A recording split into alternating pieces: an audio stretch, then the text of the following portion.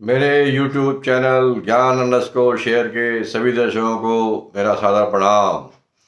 ओम वसुदेवसुतं देवं कंसचाणूरमर्दनं देवकी परमानंदं कृष्णं वंदे जगद्गुरुम्। ओम यं ब्रह्मा वरुणेन्द्ररुद्रमरुतः स्तुन्वन्ति देव्यै स्तवहि वेदहि साङ्गपदक्रमोपनिषदहि गायन्ति यं सामगा ध्यानावस्थितद्गतेन मनसा पश्यन्ति यं योगिनो यशान्तं न विदुः सुरगणदेवाय तस्मै नमः। ओम श्री परमात्मने नमः। आज हम 5वें अध्याय के 11वें श्लोक से प्रारंभ करेंगे और ये 11वां श्लोक जो कर्म प्रधान कर्मयोगी है उसके बारे में है। ये इस प्रकार से है श्लोक, कायेन मनसा बुद्ध्या केवल ही इंद्रियैरपि, कायेन मनसा बुद्ध्या केवल ही इंद्रियैरपि योगिनः कर्म कुर्वन्ति संगम त्यक्त्वा आत्मशुद्धये, योगिनः कर्म कुर्वन्ति संगम त्यक्त्वा आत्मशुद्धये। तो कर्मयोगी ममत्व बुद्धि रहित केवल इंद्रिय मन बुद्धि और शरीर द्वारा भी आसक्ति को त्याग कर अंतःकरण की शुद्धि के लिए कर्म करता है। तो कर्मयोगी के कर्म करने का जो फल है, इमीडिएट फल है, वो है अंतःकरण की शुद्धि। तो अंतःकरण की शुद्धि जो होती है, अंतःकरण में जैसे 3 दोष हैं, मल दोष है, विक्षेप दोष है और तीसरा आवरण दोष है। पर इन सब से सबका जो मूल कारण है वो है ममत्व। क्या है? ममत्व। ममत्व अर्थात ममता। ममता का अर्थ होता है कि हम जिस चीज को अपनी मानते हैं, मम मतलब मेरा, जिसको हम अपनी मानते हैं। तो हम जो है मन बुद्धि अंतःकरण इन सबको और इंद्रियों को, शरीर को, इनको हम अपनी मानते हैं। और इसलिए जब हम इनको अपनी मानते हैं तो अपनी मानने के कारण इनसे जो कर्म होता है उस पर भी हम अपना अधिकार फिर मानते हैं। तो पहले कर्तृत्व आया क्योंकि हम कर रहे हैं, ये शरीर मन बुद्धि कर रहे हैं। तो वो जो कर्मयोगी होता है वो कर्मयोगी इनको, शरीर को, मन बुद्धि इंद्रियों को, इनको अपनी नहीं मानता, इनको संसार की मानता है, प्रभु की मानता है। और संसार की मानता है तो इसलिए वो इन सब को, अपने शरीर को और अपने इंद्रियों को, जिनसे भी सारे क्रिया होते हैं, अंतःकरण से भी, क्योंकि बहुत सी क्रियाएं होती है, मन से बहुत सी क्रियाएं होती हैं, बुद्धि से भी होती हैं, तो इन सब को वो जिसकी है उसी की सेवा में लगा देता है। किसकी मानता है? संसार की मानता है। संसारी किसको मानता है? मन को, बुद्धि को, शरीर को और इंद्रियों को। और इसलिए इन सब को वो संसार की सेवा में लगा देता है, दूसरे प्राणियों की जीवन के सुख के लिए वो कार्य करता है। और इसलिए वो जो भोक्तृत्व है उसका वो सेवन फिर नहीं करता है, क्योंकि उसने जो भोक्तृत्व है वो करीब, उसका उद्देश्य ही अलग हो गया। उसका उद्देश्य हो गया कि संसार के दूसरे लोगों की, प्राणी मात्र की सेवा करना। तो इस प्रकार से उसकी जो चित्त है, जो अंतःकरण है, वो ऐसा करते करते शुद्ध हो जाता है। क्यों शुद्ध हो जाता है? क्योंकि ममत्व उसने खत्म कर दिया। ममत्व का अर्थ क्या हुआ कि वो इनको उसने अपना मानना बंद कर दिया। जिसको अपना मानना बंद कर दिया तो ममत्व अपने आप खत्म हो गया और इस कारण उसका चित्त जो है शुद्ध हो गया। तो इस श्लोक में ये भी एक मुख्य चीज पता चलती है कि कर्म करने का जो एक पर्पज है, उद्देश्य है, वो एक मुख्य पर्पज, निष्काम कर्म करने का मुख्य पर्पज क्या है? चित्त की शुद्धि, अंतःकरण की शुद्धि, चित्त की, अंतःकरण की शुद्धि। अंतःकरण के 4 भाग हैं, जैसे पहले ही बताए थे मैंने, मन बुद्धि अहंकार चित्त। मन बुद्धि अहंकार और चित्त, तो इन सबको मिला के अंतःकरण बोलते हैं। कर्ण वो होता है जिससे, जो भी साधन होता है जिससे हम कर्म किया जाता है, जिनके थ्रू हम कर्म करते हैं। तो जैसे बाह्यकरण हो गए, हाथ पैर, ये सब बाह्यकरण हो गए जो इंद्रियां हैं, और अंतःकरण हो गए मन बुद्धि चित्त अहंकार। तो इन सबके द्वारा कर्म किया जाता है। तो इसमें ये बताया कि कर्मयोगी किस प्रकार से कर्म करता है। अब अगला श्लोक है ये, युक्तः कर्म फलम त्यक्त्वा शांतिम आपनोति नैष्टिकीम। अब पहले तो श्लोक में बताया कि भाई इससे जो है चित्त की शुद्धि के लिए कर्म करता है तो चित्त शुद्ध हो जाता है। पर क्या केवल चित्त ही शुद्ध होता है कर्मयोग का साधन करने से, या इसका कुछ और भी फल है? तो वो इसमें बताया है। युक्त कर्म फलम त्यक्त्वा शांतिम आपनोति नैष्टिकीम अयुक्तः कर्मकारेण फले सक्तो निबद्धते। तो कर्मयोगी कर्मों के फल का त्याग करके भगवत प्राप्ति रूप जो उसको शांति है, नित्य शांति है, उसको प्राप्त होता है। तो उसको दोनों काम मिलते हैं। सब पहली स्टेज में उसका अंतःकरण शुद्ध होता है, और दूसरी स्टेज में जब उसको और भी अंतःकरण शुद्ध होने के बावजूद भी आगे भी जब वो कर्मयोग का साधन को करते रहता है तो करते करते उसको भगवत प्राप्ति रूपी आत्मिक शांति भी प्राप्त होती है। अब ये तो हो गया जो कर्मयोगी है। अब जो कर्मयोगी जो निष्काम कर्म कर रहा है उसका तो फल हो गया। दो फल बताए। पहली स्टेज में क्या मिला कि उसका चित्त शुद्ध हुआ, और सेकंड स्टेज में जब वो और करते करते तो उसको भगवत प्राप्ति हो गई। उसको किसी भी और दूसरे अन्य साधन की आवश्यकता नहीं है। अब जो ऐसा नहीं है, जो अयुक्त है अर्थात जो सकाम कर्म करता है, उसका क्या होता है? तो अयुक्त कर्म कारेण फले सक्तो निबद्धते। तो सकाम पुरुष जो है वो कामना की प्रेरणा से फल में आसक्त होकर बद्धता है, अर्थात पुनः पुनः उसका जन्म होता है, उसको मोक्ष नहीं मिलता, भगवत प्राप्ति नहीं होती है। अगला श्लोक है सर्वकर्माणि मनसा संन्यस्यास्ते सुमुखम वशी। अब इस श्लोक में सांख्य योगी की बात कर रहे हैं। सांख्य योगी या ज्ञान योगी आप बोलिए। तो सर्वकर्माणि मनसा संन्यस्यास्ते सुखम वशी नवद्वारे पुरे देहि नैव कुर्वन् न कार्यन्। तो अंतःकरण जिसके वश में है, जिसका अंतःकरण उसके वश में है, ऐसा सांख्य योग का आचरण करने वाला पुरुष, ऐसा सांख्य योग या ज्ञान योग का आचरण करने वाला पुरुष न करता है और न करवाता है, और ऐसा करते हुए न करवाता हुआ 9 द्वार वाले शरीर रूप घर में सब कार्यों को मन से त्याग कर आनंद पूर्वक सच्चिदानंद घन परमात्मा के स्वरूप में स्थित रहता है। तो ज्ञान योगी कैसा करता है कि ज्ञान योगी में जैसे पहली स्टेज से ही वो अपने अहंकार को खत्म करने का प्रयास करता है। वो अपने आप को बिल्कुल इससे निस्संग, ये शरीर बुद्धि मन ये सब मैं नहीं हूँ, उससे अपने आप को अलग, वो जो अपना जो अस्तित्व है उसका जो स्वरूप है, उसी स्वरूप में वो स्थित रहने की कोशिश करता है शुरू से ही अभ्यास के दौरान। और जब वो उसका अभ्यास सिद्ध हो जाता है तो पूर्ण रूप से उसमें सिद्ध हो जाता है। तो उसी की ये बात बता रहे हैं कि ऐसा जो सांख्य योग का जो उपासक है, जो उसका चलने वाला है, तो उसमें अहम भाव जो है ऐसे करते करते खत्म हो जाता है। तो जिसका इंद्रियों में या शरीर में या मन में या बुद्धि में अहंकार में अंतःकरण में जिसका अहंकार नहीं है, अर्थात वो अहंकार का मतलब कि वो इनको अपना नहीं समझता, इनको अपनी आइडेंटिटी, अपना परिचय नहीं समझता, अपने आप को इनसे वो बिल्कुल डिस्टिंक्ट आइडेंटिटी मानता है। तो जो ऐसा है वो उन कर्मों का कर्ता भी नहीं बनता है, क्यों? क्योंकि कर्म जो है वो इन्हीं से हो रहे हैं, जो कि प्रकृति का हिस्सा है। कौन है प्रकृति का हिस्सा? इंद्रियां, अंतःकरण, और ये इंद्रियों में जैसे 10 इंद्रियां आ गई, जो ज्ञान इंद्रियां भी है, ये कर्म इंद्रियां भी है, और शरीर। तो ये सब जो है प्रकृति का हिस्सा है। तो वो यही मान के चलता है कि प्रकृति का हिस्सा है, प्रकृति में काम हो रहा है। गुणा गुणेषु वर्तन्ते इति मत्वा न सज्जते। तो ऐसा मान के चलता है, और वो अपने आप को एक साक्षी मानता है कि मैं तो दृष्टा हूँ, मेरे से कोई मतलब नहीं है। प्रकृति के गुण अपने गुणों में, अर्थात इंद्रियां अपने विषयों में विचरण कर रही हैं, मेरे ऐसा इससे कोई भी लेना देना नहीं है, वो उसका कर्ता नहीं बनता। और जब इसको वो अपनी मानता नहीं, इंद्रियों को, मन को, बुद्धि को अपना मानता नहीं, तो फिर वो करवाएगा कैसे?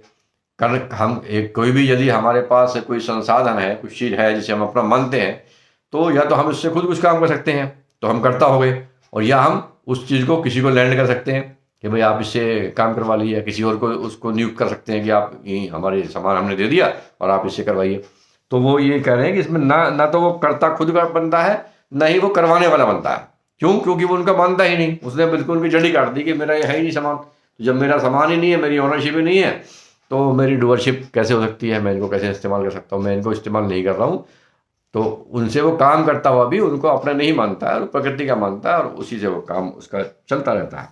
तो इस प्रकार से वो 9 द्वार रूपी कैसे बताया शरीर? क्योंकि शरीर में 9 द्वार होते हैं, 2 नाक के, 2 आँख के, 2 कान के, 1 मुंह के, और 1 मल द्वार, और 1 जो है मूत्र द्वार जो है, जैसे करके 9 द्वार हो जाते हैं। इसलिए बोला 9 द्वारे पुरे देहि। इसमें वो आराम, इसमें जो है सुखपूर्वक अपना परमात्मा में हमेशा स्थिर रहता है। परमात्मा में स्थित का मतलब है कि वो आत्मा के रूप में हमेशा अपने आप को आत्मा के रूप में ही, अपने स्वरूप में ही, जो इसका वास्तविक स्वरूप है इंसान का, उसी में वो हमेशा स्थित रहता है। वो लिप्त नहीं होता, वो जीवात्मा के रूप में नहीं रहता, वो शुद्ध आत्मा के रूप में ही हमेशा रहता है। अब 14वां श्लोक आ जाता है जो कि बहुत महत्वपूर्ण है और जो बहुत लोगों को कंफ्यूजन भी इसमें है, भ्रमित है लोग इसके बारे में।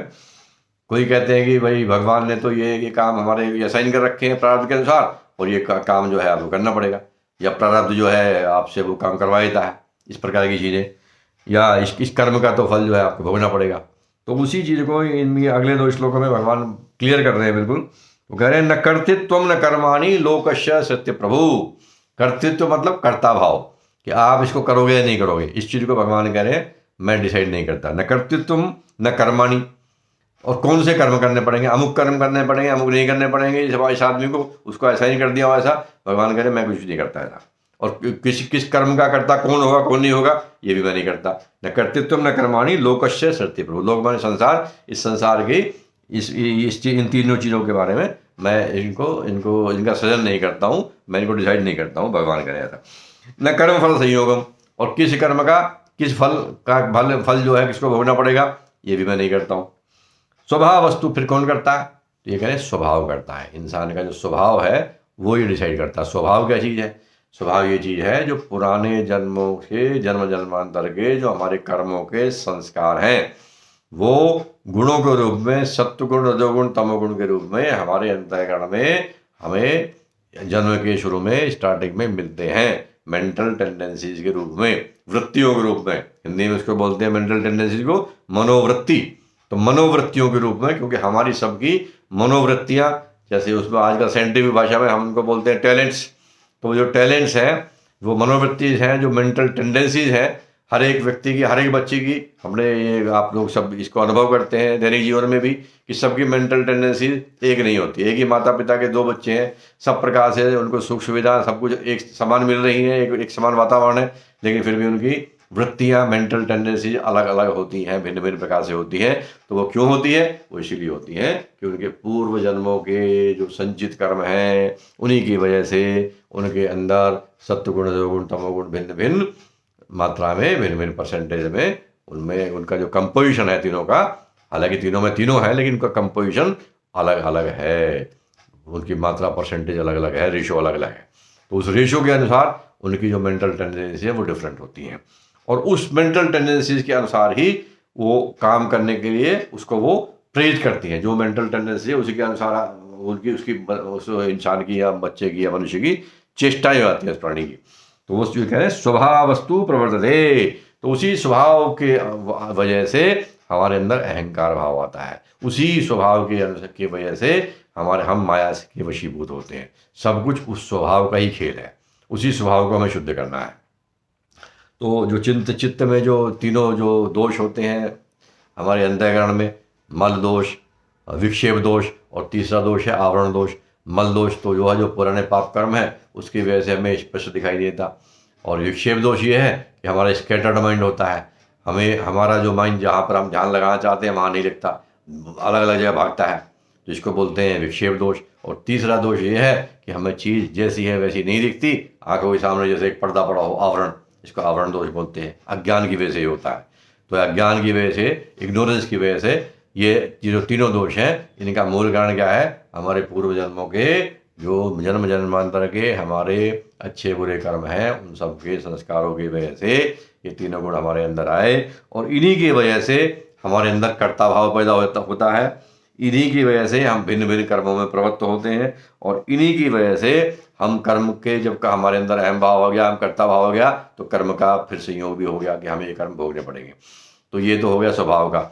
लेकिन इसके अलावा तीसरी चीज़ में और भी है फिर कि हम चूँकि इंसान के पास विवेक भी है, तो विवेक का इस्तेमाल करके वो इंसान अपने स्वभाव को धीरे धीरे, क्योंकि पुराने जो प्रारब्ध कर्म है वो तो हैं, वो आपको अफेक्ट करेंगे, पर आप उनसे 100% बाउंड नहीं हो। आप अब के जो कर्म कर रहे हो उनको भगवत प्राप्ति का साधन बना के निष्काम कर्म करके आप पुराने स्वभाव को धीरे धीरे आप उसको अंतःकरण को शुद्ध करके और नए जो आप कर्म करते जाओ निष्काम कर्म करते करते तो नए संस्कार आपके बनेंगे नहीं, पुराने वाले साफ हो जाएंगे, तो आप अपना कल्याण कर सकते हो। ऐसा नहीं है कि जो पुराने कर्म है वो ही आपके पूरे जन्म के लिए आपको डिसाइड कर देंगे। वो डिसाइड तभी करेंगे जबकि आप पुराने भी नए भी ऐसे ही करते रहो जैसे पुराने किए हैं। तो इसलिए आपके पास मनुष्य के पास पर ये जो स्पेशल फैसिलिटी है ये केवल मनुष्य के पास है, इसीलिए मनुष्य को कर्म योनि कहा गया है, क्योंकि वो कर्म को चूज कर सकता है। बाकी सब जितने भी प्राणी हैं उन सब के पास ये सुविधा नहीं है, ये फैसिलिटी नहीं है। ये हमारे पूर्व जन्म के हमने कुछ अच्छे कर्म किए हैं जिससे हमें मनुष्य योनि मिली है, तो उसका हमें लाभ उठाना चाहिए इस फैसिलिटी का, जो हमने अपने जन्म जन्मांतरों में अच्छे कर्म करके हमने मनुष्य जन्म पाया है। तो इस मनुष्य जन्म का उपयोग करके हमें और भी अच्छे निष्काम कर्म करने चाहिए, जिससे कि हमारी उत्तरोत्तर आध्यात्मिक प्रगति हो सके और हम जो मनुष्य जन्म का जो मूल उद्देश्य है मोक्ष प्राप्त करना, उस मोक्ष को हम प्राप्त कर सकें। तो दो चीज़ें बताई, एक कि स्वभाव बहुत पावरफुल है, इसको हमें अंडर एस्टिमेट नहीं करना है, और दूसरा पर स्वभाव सब कुछ नहीं है, हमारे पास विवेक शक्ति भी है।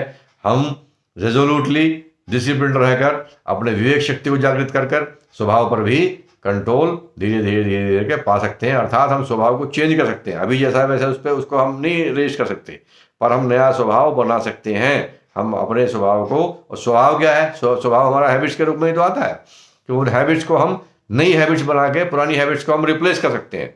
हमारी जो अभी की हैबिट्स हैं उनको हम नई हैबिट्स से रिप्लेस कर सकते हैं, कॉन्शियसली जागरूक रहकर विवेक शक्ति का इस्तेमाल कर नए नए अच्छे कर्म करके चूज करके। अगला श्लोक है, ना दत्ते कश्चित् पापम न चैव सुकृतं विभुः अज्ञानेन आवृतं ज्ञानं तेन मोह्यन्ति जन्तवः। अब यहाँ बहुत से मनुष्यों को भगवान ने जंतु कह दिया, जंतु जीव जंतु जिसे कहते हैं। किनको कहा हो, तो भगवान कह रहे हैं ना दत्ते कश्चित् पापम, मैं ना तो किसी के पाप को ग्रहण करता हूं, न चैव सुकृतम, और ना ही किसी के पुण्य कर्म को। भगवान किसी के ना तो पाप कर्म को ग्रहण करते हैं और ना ही पुण्य कर्म को ग्रहण करते हैं। अज्ञानेन आवृतं ज्ञानम तेन मोह्यन्ति जन्तवः, किंतु अज्ञान के कारण ज्ञान ढका हुआ है और उसी से सब अज्ञानी मनुष्य मोहित हो रहे हैं। अज्ञान से ज्ञान ढका हुआ है और इसीलिए सब जो है वो मोहित हो रहे हैं।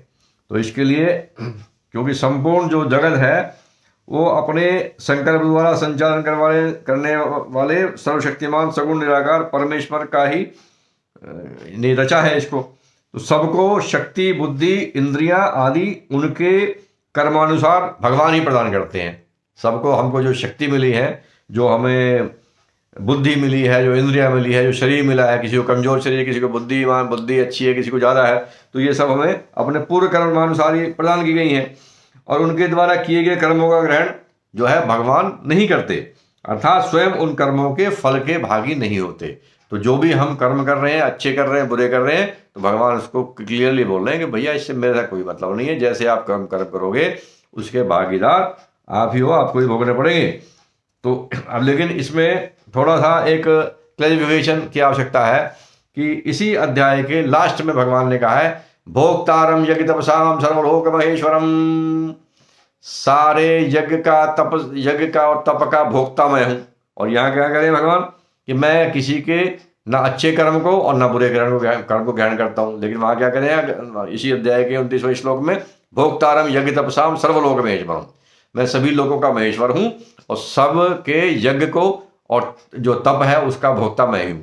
तो वह यहाँ वहाँ जो कहना चाह रहे हैं भगवान, वो ये कह रहे हैं क्योंकि जो भी यज्ञ, जो भी दान, जो भी पुण्य, जो भी तप आप करते हो, देवताओं के लिए कुछ करते हो, तो देवता भी तो भगवान का ही स्वरूप है। तो इसलिए भगवान ये कह रहे हैं, या हर इंसान में भी आत्मा के रूप में भगवान ही विद्यमान है। तो जो जीवात्मा है वो भी तो भगवान का ही स्वरूप है। तो जो जीवात्मा ही उसको भोगती है। हम किसी दूसरे मनुष्य के साथ जैसा आचरण करते हैं तो एक प्रकार से वो मनुष्य जो है जीवात्मा का रूप धारण किए हुए है। तो वो जीवात्मा का रूप में जब है मोहित होने की वजह से, तो जो भी उसको कष्ट होता है वो भगवान को भी कष्ट होता है एक तरह से। तो वहां पर वो भाव है। तो इसलिए, और इसी प्रकार से 9वें अध्याय के 24वें श्लोक में भी इस चीज को बड़ा भगवान ने क्लियर किया है। वहां पर उन्होंने कहा है कि भाई अहम ही सर्वयज्ञानाम भोक्ता च प्रभुरेव च, मैं ही सभी यज्ञों का भोक्ता हूं और मैं ही प्रभु हूं। न तो माम अभिजानंती न तो माम अभिजानंती तत्वेनात् अतः चवंती थे। वो मेरे को लोग तत्व से नहीं जानते हैं, इसलिए वो पतित होते हैं, नीचे करते हैं। तो स्पष्ट भाव ये है कि भगवान का जैसे जन्म जो है, भगवान जन्म भी लेते हैं लेकिन हम उनको अजन्मा बोलते हैं, क्योंकि वो योग माया से वो करते हैं। हम मनुष्यों की तरह से उनका स्वभाव में काम करने का तरीका नहीं है।